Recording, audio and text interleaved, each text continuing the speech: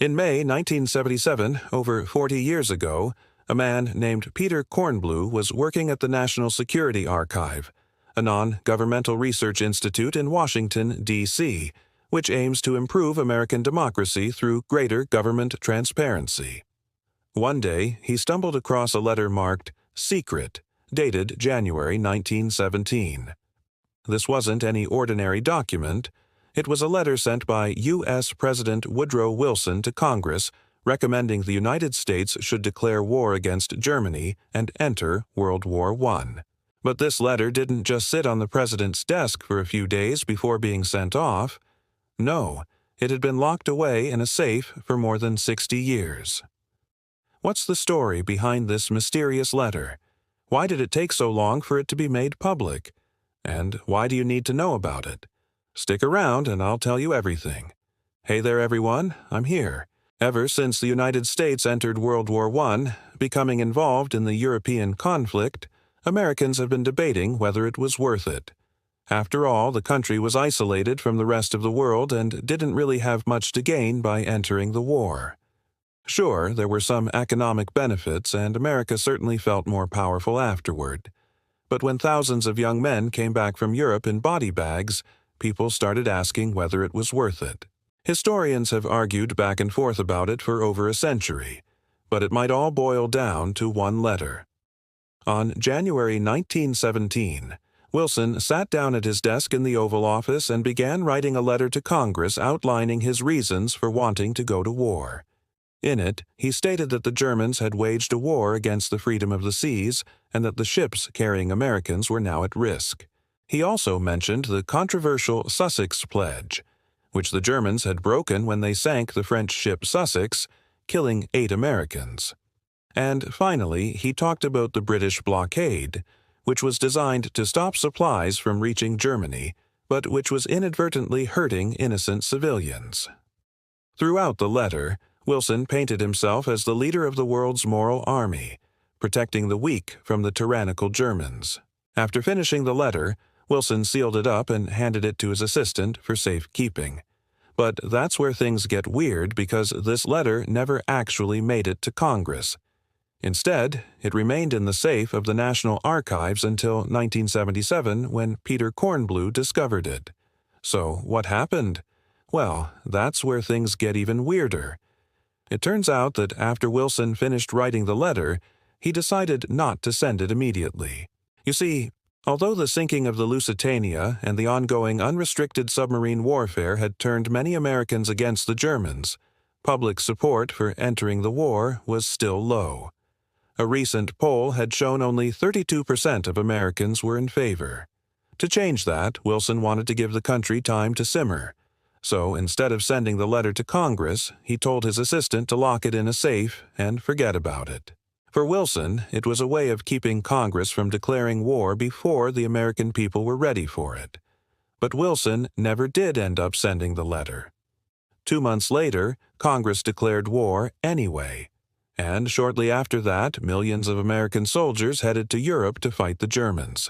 So why am I telling you all this now? Well, it's because this letter has been kept secret for over 100 years. That's right. The letter, which potentially started one of the deadliest conflicts in human history, has never been seen by anyone other than a handful of historians, and it was only recently declassified. As you may have heard, the CIA keeps an archive of all its most important documents. These are often referred to as the family jewels, because they include the most valuable and sensitive information the agency has ever collected. Some of these documents remain classified to this day, but every once in a while a new batch gets declassified and released to the public. This is where the letter comes in.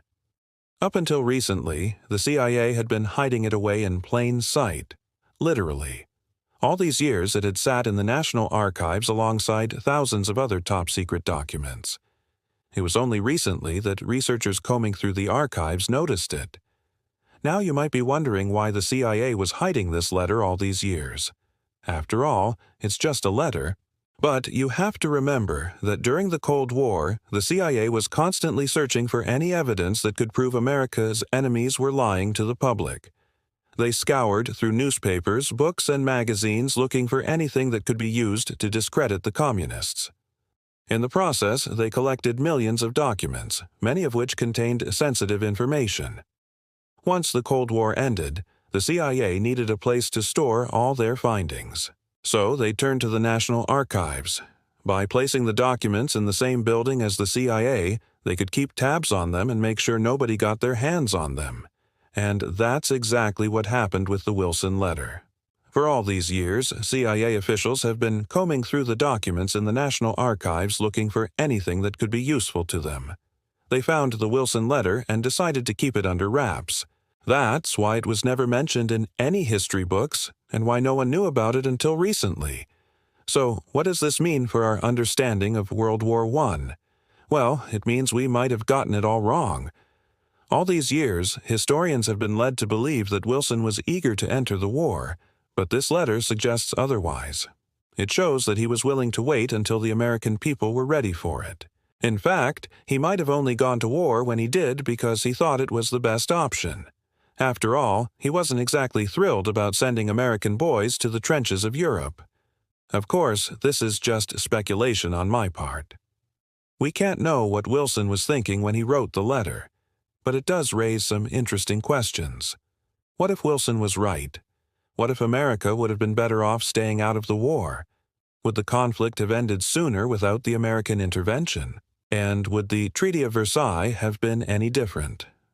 Unfortunately, we'll never know the answers to these questions. But it's fun to speculate. What's more, this letter could shed light on other aspects of Wilson's presidency. For example, it could help us understand his views on race relations. After all, Wilson was the first president to openly advocate for racial segregation. Or it could help us learn more about his views on women's suffrage. Wilson was the first president to appoint a woman to his cabinet, but he also opposed the Equal Rights Amendment. By studying this letter, we could gain a better understanding of the complexities of one of America's most enigmatic presidents. Unfortunately, most people will never get the chance to read this letter for themselves. The CIA has placed it in a restricted section of the National Archives where only a select few people are allowed to view it. They say it's for security reasons, but it seems more likely they're just trying to cover up their own mistakes. After all, if the public knew how the CIA has been spying on them for decades, they might get really angry. So, what do you think? Do you agree with Wilson's decision to go to war? Or do you think America would have been better off staying out of it? Let me know in the comments below, and don't forget to subscribe if you haven't already. Thanks for watching. See you next time.